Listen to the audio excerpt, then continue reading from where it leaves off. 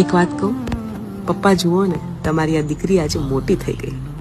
ક્યારેક તમારી 10 બૂમે પણ સવાર ના પડતી, પણ તમારી દીકરી આજે એલાર્મ વગર જ ઉઠતી થઈ ગઈ. આખો દિવસ બહારથી આવીને ભૂખ લાગીની બૂમો પાડતી તમારી આ દીકરી આજે બધાને જમાડીને છેલ્લી ખાતી થઈ ગઈ.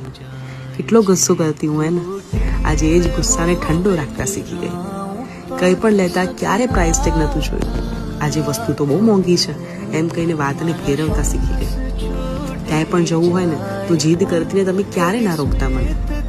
આજે મને નહીં ફાવે, ટાઈમ નથી એમ કહીને તમારી દીકરી ના પાડતા શીખી ગઈ. આજે રસોડામાં જમવાનું બનાવું ને ત્યારે મમ્મી બહુ યાદ આવે કે એની આખી ઉંમર કેવી રીતે નીકળી ગઈ.